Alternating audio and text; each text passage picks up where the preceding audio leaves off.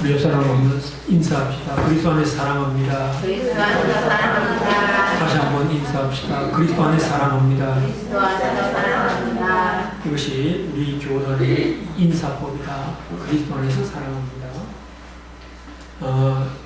이번 주간 아마 우리나라에 굉장히 혼란스러운 그런 모습들을 보고 있습니다. 대통령이 일본에 가셔서 이제 일본의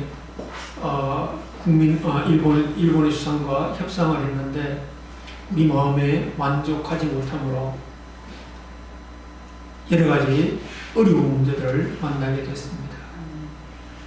과거의 문제가 해결되지 않아서 현재에 멈추게 되고 현재에 멈추게 되면 미래가 보이지 않는다는 것입니다. 그럼 우리는 어떻게 해야 될 것인가 하는 것입니다. 가장 중요한 것은 1967년도에 6월 달에 5월부터 6일 동안 6월 10일까지 발발한 이스라엘 나라가 아랍 연맹과 싸워서 6일 만에 전쟁을 끝냈습니다.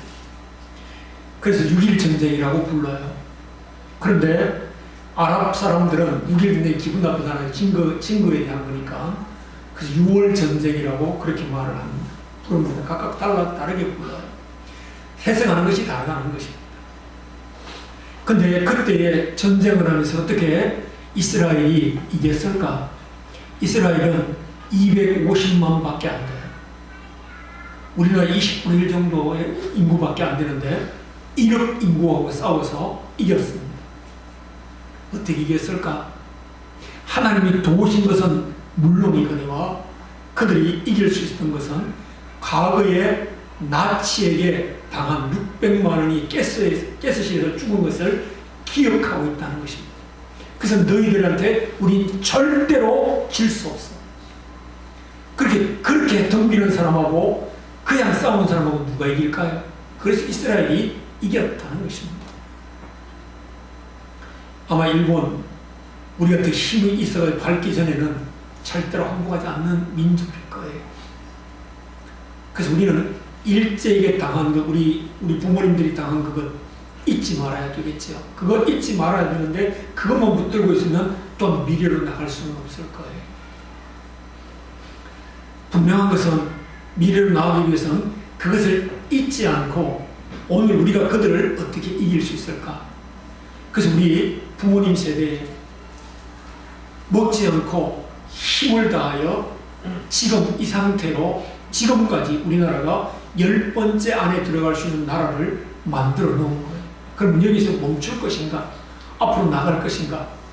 이게 지금 대단히 중요한 시간표에 있었다는 거죠. 우리 부모님 세대들이 그거 몰라서 일본에게 그렇게 함께 했을까요? 아닐 것입니다. 어디 두고 봐라. 우리가 너한테 지금은 이렇게 당하지만 나중에는 너희를 내가 반드시 이길 것이다. 이게 있었을 겁니다. 그래서요, 우리가 나라와 민족을 위해 기도해야 될 시간표입니다. 국민들을 위해 기도하고 지도자들을 위해서 기도하고 특별히 정치권한테 맡겨놓으면 이게 싸움만 하고요, 절대로 해결되지 않아요. 하나님이 이 문제를 풀어달라고 우리 믿음의 성도들은 기도해야 될 것입니다. 이번 한 주간 동안 나라와 민족을 위해 사순절 기간에 여러분의 문제들도 있지만 나라와 민족을 위해 시간 기도할 수 있게 되기를 주 이름으로 축복합니다. 네. 오늘 본문 내용이 나라와 민족을 위한 그런 말씀입니다. 그래서 오늘 먼저 서론으로 이 말씀을 하고요. 중요하게 사람들은 서글플 때 부르는 노래가 있고요. 답답할 때 부르는 노래가 있고요. 기쁠 때 부르는 노래가 있어요. 근데 오늘 중요하게 사람들은 미스터트롯 2기 이게 끝났다고 그래요. 지난 목요일날 끝났다고 그래요. 그게 많은 사람들이 제가 마지막 날 이렇게 보니까 거기에 이렇게 접속하는 사람들 보니까 200만이 넘더라고요. 아, 많은 사람들이 이 자기의 한이 많구나. 그 노래를 듣다 보니까, 저도 한번 노래를 들어보니까 어떤 때는 눈물이 팍 나고요. 어떤 때는 뭔가 마음이 찡하고요. 어떤 때는 마음이 기쁘기도 하더라고요. 근데 순간순간 사람이 바뀌어서 그 노래를 하고 나니까 다 지나가고 없어요. 하나도 그 다음에는 없더라는 것입니다. 세상 노래는 이처럼 잠시 우리에게 위로는 줄지 몰라도 영원한 해답은 되지 않는다는 것입니다. 하나님은 찬양하라고 말씀합니다. 찬양하는 말은 다른 것이 아니라 사랑하거라, 감사하거라, 그런 의미가 포함되어 있습니다. 기뻐하거라, 그런 내용이 포함되어 있는 것이 오늘 찬양하라는 말입니다. 오늘 분명하게 하나님께서 말씀하시기를 왜 찬양하라고 했을까? 찬양할 때에 역사하는 것이 나타나기 때문에 그래요. 찬양할 때요, 흑암의 권세가 무너집니다.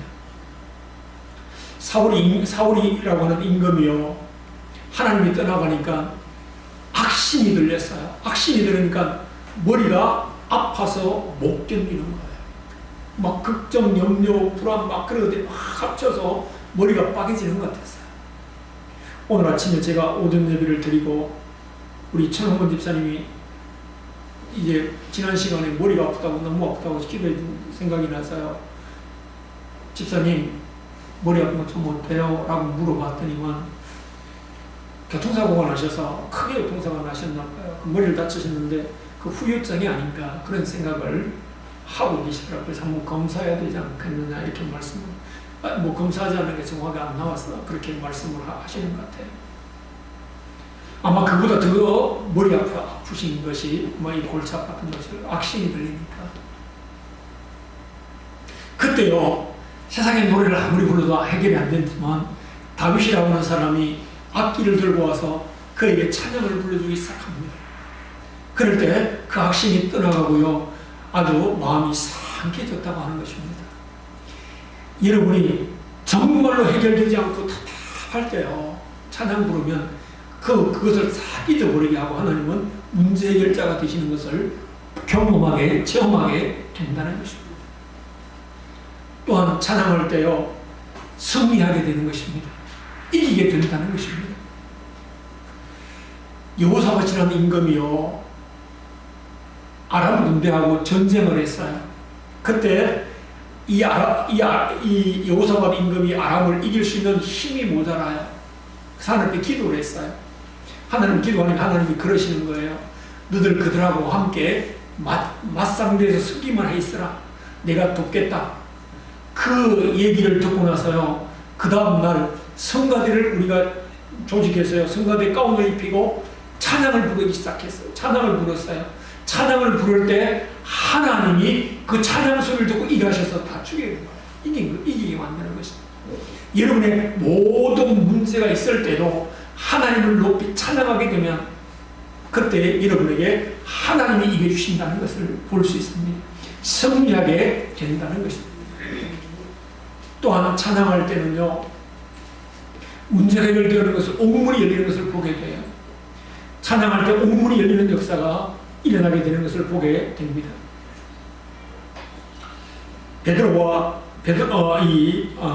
바울이 기도할 때요, 바울이 전도하다가 감옥에 갇혔어요. 신라하고 갇혀서 감옥에서요, 찬양을 부르기 시작했어요. 찬양을 불렀더니만 하나님께서 그 옥문을 열어주셨어요. 오늘 여러분이 죄의 옥문이 갇혀있는 사람, 마음의 근심의 옥문이 갇혀있는 사람, 여러분에게 답답함이 갇혀있는 옥문으로 옥에 갇혀있는 것처럼 그런 사람이 찬양할 때 그 옥문이 열리는 축복을 하나님이 주신다는 것입니다. 그뿐만 아니라요, 찬양할 때요, 하나님이 함께하는 증거가 있다는 사실을 계시록을 통하여 말씀합니다. 계시록 5장에 보면 예수님이 계신 곳, 하나님이 계신 곳, 하나님 나라에서는 온전히 천사들과 함께, 그 다음에 장로들과 함께, 성도들과 함께 찬양하는 거예요. 그 찬양하는 곳에 하나님이 계신다는 것입니다. 그래서 하나님 여러분에게 찬양하기를 원하는 것입니다. 찬양을 통하여 응답받게 되기를 주 이름으로 축복합니다. 경험이 있어야 사랑하게 돼요. 경험이 있어야 말하게 돼요. 여러분의 찬양을 통해서. 지난번 1월달에 시찰장이 한 해를 시작하면 시찰장이 설교를 해요. 설교를 하는데 그 시찰장이 그러는데 올해는 제가요 찬송을 하나 정했는데요. 회개의 찬송을 정하고요. 제가 운동할 때마다 그 찬송을 불러요. 아침에 시작할 때마다 나 같은 죄인 살리신 그 찬송을 새벽기도 때 시작할 때 부르고 마치고 부르고 계속 그 찬송을 부른다고 말을 하시더라고요. 왜 그렇지요? 내가 그 찬송을 부를 때 하나님의 회개함으로 주시는 은혜가 넘쳤다는 거예요. 그래서 자기가 간증하는 것입니다. 여러분에게도 찬송을 통하여 응답받는 축복이 있고 간증할 수 있는 성도 되기를 주 이름으로 소원합니다. 자, 오늘 본문에는 두 가지를 말을 하고 있어요. 하나는 왜 그러면 찬양을 해야 되느냐, 왜 찬송을 해야 되느냐 하는 것입니다. 오늘 두 개로 나누는데요. 1절에서 4절까지는 하나님이 계심을 아는 사람이 찬양한다는 것입니다. 기존하신 하나님, 계시는 유일하신 하나님을 만난 사람이 찬양한다는 것입니다. 세상에 우리 성도들도 다 여행해 보셨겠죠? 여행하시면 어떤 데는 산으로 가기도 하고 어떤 데는 바다로 가기도 하고요. 어떤 데는 아름다운 곳에 가기도 해요. 그런데 그곳에 가서 보면 한번 보세요. 설악산 같은 데 가면 삐쭉삐쭉한 바위가 높이 서 있어요. 야, 저거 누가 저렇게 만들 수 있을까? 그런 생각해 보신 적 있나요? 어떻게 사람의 힘으로 저런 것을 만들 수 있을까? 만들 수 없다는 것을 알아요. 아, 누군가 만들었는데 정말 위대하다. 근데 그것을 만드신 분이 하나님이시라는 사실입니다. 이런 바닷가에 가보신 적이 있습니까? 바닷가에 갔는데요. 저도 바닷가에 갔는데 어느 날 그 바닷가에서 파도가 밀려오는데 파도가 얼마나 크게 오는지 바위에 부딪힐 때마다 하얗게 부서지는 거예요. 그걸 보고 두려움을 느끼게 되는 것입니다. 무서워지는 거예요. 야, 저는 집채만한 파도가 오면 어떻게 할까? 거기에 눌리는 것을 보게 됩니다. 그럼 저런 파도를 누가 만들었을까? 그 만드신 분이 있는데 바로 그분이 하나님이시라는 것입니다. 그러면 제주도 가보신 분들 아시지요? 제주도 가면 폭포가 많아요.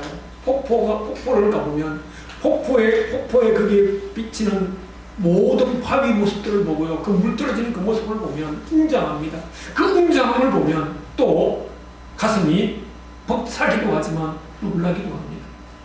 그런 모습들을 통해서 뭐예요? 하나님이 이거 사람이 만들지는 못하고 하나님이 만드셨구나. 그 하나님을 발견하는 것입니다. 그런데 세상 사람들은 하나님이 그 모든 것을 보여주시고 하나님을 알도록 했어요. 그뿐만 아니라 우리 믿음의 사람들은 성경을 통하여 하나님을 보여주고 있습니다. 하나님 어떤 분이신가를 알게 해주고 있다는 것입니다. 하나님 그랬어요. 불의한 자, 하나님이 심판받을 수밖에 없는 자가 누군지 아느냐? 로마서 1장에 보면 하나님을 알되, 그러니까 하나님이 세상의 모든 것을 통해서 하나님을 알도록 만들었는데 하나님을 알려고 하지도 않는 사람, 오히려 그 하나님을 알고 하나님을 섬겨야 될 사람들이 우상을 만들어 놓고 우상을 섬김으로 하나님을 무시하는 자들에게 하나님이 벌하신다고 말하고 있습니다. 그래서 우리는 얼마나 감사한지 몰라요. 우리 하나님을 알고 그 하나님을 높이 찬양할 수 있는 축복을 주셨기 때문에 우리 그 하나님을 아는 만큼 찬양하게 된다는 것입니다. 새벽기도 마치고요. 집에 갈 때 우리 권사님이 그런 말씀을 했어요. 어떤 분이, 제가 이름을 잊어먹었어요. 어떤 분이 그 권사님이 누구, 그 나무가 흔들리는 그 소리를 듣고도 그 다음에 새가 짖는 소리를 듣고도 하나님을 찬양하는 소리를 들린다고 하는 분을 얘기했는데 그 문제가 권사님 사건 생각이 안 나는데요. 그렇게 말씀하시더라고요. 그 자연 세계를 보면서 하나님을 찬양할 수 있는 그 축복. 저도 혼자만 올라갈 때 어느 날 바람 소리가 살살 불고 나무 가지가 흔들리는데요. 그 춤을 추면서 하나님 앞에 찬양하는 것처럼 보였어요. 그런 모습들이 바로 뭐예요? 하나님을 높이는 것입니다. 하나님은 지금 이렇게 오직 유일하신 분이신 것을 아는 만큼 찬양하게 된다는 것입니다. 여러분 이번 한 주간 동안 여러분 이런 하나님을 만나게 되기를 주 이름으로 축복합니다. 경험이 없으면 찬양하라고 해도 못해요. 성경에 보면 하나님을 만난 사람들의 찬양을 보면 이런 거예요. 이스라엘 백성들이 출애굽하고 난 다음에 홍해를 건넜어요. 홍해를 건너고 난 다음에 그 홍해가 마른 땅같이 지나갔고 애굽 사람들 그곳에 수장병이나 애굽 군대가 다 물속에 잠겨서 죽는 모습을 봤어요. 그걸로 하나님을 찬양해요. 하나님은 전능하신 하나님. 그리고는 애굽의 군대를 다 수장시키는 하나님, 우리를 마른 땅같이 건너게 하시는 그 하나님을 찬양합니다. 경험했기 때문에 그 찬양을 부르고 있는 것입니다. 그러니까 그 찬양을 들었던 미리암, 모세의 누나는 소고를 가지고 이렇게 돌리는 거 있죠. 이렇게 그걸 가지고 돌리면서 춤을 추면서 하나님께 찬양을 드리는 것을 경험한 사람입니다. 그런가 하면 라합이라고 하는 여자가 있어요. 기생이었어요. 기생은 소문을 듣고요. 하나님을 찬양합니다. 이스라엘 백성들이 여리고성을 공격하기 전에 여리고성의 문이 닫혔어요. 여리고성에서 술집을 하고 있었는 거예요. 밥집을 하고 있었는데 기생이니까 술집에 있겠죠. 술집을 하고 있는데 이스라엘 정탐꾼이 왔어요. 그 성교 주면서 그 사람들 앞에 고백을 해요. 상천하지 하나님, 하늘과 땅에 당신들이 믿는 하나님 같은 분은 없다. 왜? 홍해도 건너게 하셨지. 그 광야 40년 동안 당신들이 발도 부릅뜨지 않고 옷도 헤어지지 않게 먹이시고 입히신 그 하나님 보니까 당신이 믿는 하나님 같은 하나님은 없다. 내가 소문을 들었는데. 그러니까 당신이 이 성은 반드시 무너질 거다. 무너질 때 우리와 나와 우리 가정도 살려달라. 하나님을 만났기 때문에 그렇게 찬송했어요. 상천하지 하늘과 땅에 하나님 같은 분이 없다라고 찬양하는 것입니다. 경험했다. 소리를 듣고 자기는 깨달았다는 것입니다. 여러분도 이 하나님을 깨닫는 축복이 있기를 주 이름으로 소원합니다. 그래야 찬양을 하게 되니까요. 그런가 하면 예수 믿지 않는 사람이에요. 왕이에요. 느부갓네살 바벨론 왕이 바벨론의 느부갓네살 왕이 나라를 얼마나 넓혔는지 70도나 되는, 우리나라는 14도밖에 안 되잖아요. 70도나 되는 그런 돌을 가지고 큰 나라를 만들었어요. 그렇게 되니까 교만이 썩 올랐어요. 나 같은 왕이 세상에 어디 있느냐? 그날 하나님이 그러시는 거예요. 야, 내가 너를 세운 왕이야. 네가 나를 무시해? 오늘부터 내가 정한 시간까지 너는 신의 한 자처럼 이제 들판에서 짐승들하고 먹고 자야 될 거야. 그날부터요, 정말로 들판으로 쫓겨다니면서 살아요. 때가 됐어요. 때가 된 다음에 그가 정신이 돌아왔어요. 그때 고백한 내용이 뭔가 하면 하나님처럼 나를 높이고 낮추시는 분이 없다. 그 하나님 밖에 없다. 라고 고백을 해요. 안 믿는 사람도 이 하나님을 만나니까 하나님이 오직 유일한 분이신 것을 고백하고 찬양하는 것을 보게 되는 것입니다. 이번 한 주간 동안 아픈 사람은 취함을 통해서 하나님을 경험하게 하고, 이런 문제 가운데 있는 성도들은 문제 해결함을 통해서 하나님을 경험하고 찬양할 수 있는 성도가 되기를 주 이름으로 축복합니다. 오늘 그 얘기하고 있는 겁니다. 자, 두 번째 얘기는 뭔 얘기인가 하면 오늘 3절에 말합니다. 여호와께서 만민을 우리에게 나라를 우리 발 아래에 복종하게 하셨다. 그 다음에 4절에 보니까 우리를 위하여 기업을 택하시나니 곧 사랑하신 야곱의 영화로다 셀라. 이건 두 가지로 얘기할 수 있는데요. 하나는 아수르 군대가 18만 5천 명을 거느리고 이스라엘 유다를 포위하고 있습니다. 3년 동안 포위하니까 안에서 굶어 죽게 생겼으니까 난리가 났어요. 이때요 히스기야 왕이 하나님께 기도합니다. 그러니까 이 아수르 왕이 히스기야 왕 말 듣지 마라. 너희 하나님 우리를 못 건진다. 막 조롱을 하는 거예요. 그 편지를 들고 성전에 가서 하나님께 기도하기를 저것들이 섬기는 것은 우상입니다. 하나님이 정말로 유일하신 하나님인 것을 보여주세요. 경험하게 해주세요. 그랬더니만 그날 밤에요 하나님이 천사 하나를 보내 새벽에 18만 5천 명을 다 죽여버렸어요. 빈털터리로 돌아가게 만들었습니다. 이걸 경험해서요 3절에 우리의 원수들을 발 앞에 복종하게 만들었다. 그런 내용이고요. 4절은 야곱이라고 하는 사람을 소개해요. 다른 사람 많은 사람을 내주고 왜 야곱이라는 사람을 소개했을까? 야곱은요 속이는 자예요. 간사한 자예요. 쉽게 말하면 사기쳐가지고 먹고 산 사람이에요. 그래가지고 부자가 됐어요. 근데 형에게 죽임을 당할 수밖에 없어요. 왜? 형을 속이고 아버지도 속여가지고 장자권을 빼앗았거든요. 그래서 형이 400명을 거느리고 쫓아오는 것입니다. 근데 하나님께서요 약복강가에서 기도하는 그에게 그 기도를 들어서 이스라엘이라는 이름을 바꾸고 형하고 화해하게 만들어요. 이것을 경험한 야곱이요 하나님 주시는 가나안 땅을 갖게 되는 것입니다. 그때의 고백이 이 고백인 것입니다. 오늘 이 말씀은 뭐예요? 저와 여러분 정말 세상에서 보잘 것 있나요? 하나님 앞에 우리가 내놓을 것 있나요? 아무것도 없어요. 그럼에도 불구하고 우리를 하나님께서 하늘의 신령한 복을 주기 위해 이름을 선택하시고 불러서 하나님의 자녀를 삼아주셨다는 것입니다. 여러분 앞에 어둠의 권세, 마귀의 권세가 이길 수 없도록 우리에게 복종할 수 있는 권세, 특권을 주셨다는 것입니다. 그것을 발견하게 되면 하나님 앞에 찬양하게 된다는 것입니다. 이것을 발견한 바울은 찬송하리로다. 우리가 예전에 우리를 선택하시고 하나님의 자녀 삼아주시고 예수를 통하여 우리가 하나님의 백성 되었다. 찬송하자.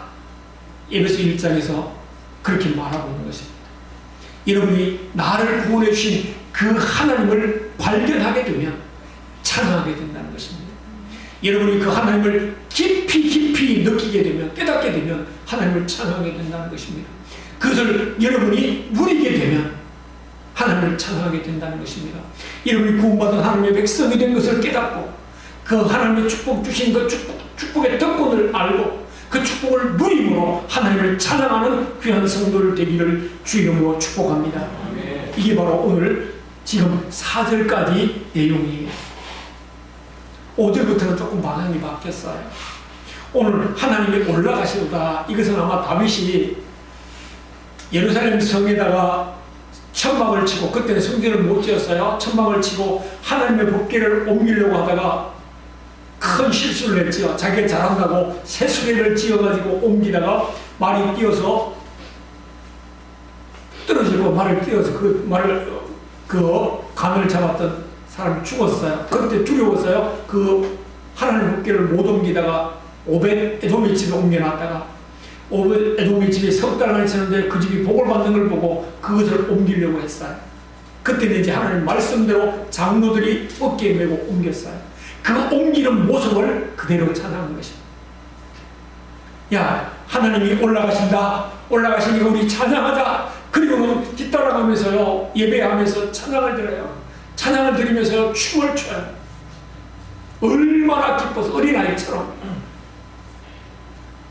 우리 하율이도요, 우리 미리도 갖고 가다가 지가 좋아하는 노래 소리가 방송되고 그러면 어린이 방송 틀어놓으면 한것은 막 이러거든요. 바로 다윗이 하나님의 법궤가 올라가는 것을 보고 그렇게 춤을 추고 했어요. 그러니까 자기가 속옷이 보이는 줄도 모르고 춤을 췄습니다. 그리고 이제 옮겨놓고 난 다음에 백성을 축복하고 자기 집안도 축복하기 위해서 집에 돌아왔더니만 자기의 부인이 그러는 것입니다. 아니 왕이 채통도 없이 그렇게 계집종들 앞에 사람들 앞에 백성들 앞에 춤을 춥니까? 이 속옷이 다 보이도록요. 그렇게 핀잔을 줬어요. 그때요 다윗이 뭐라고 그러는가 하면 이 어리석은 여자야, 너희 아버지 왕권을 나에게 주신 하나님께 난 이보다 더할 수도 있어. 더할 수도 있어.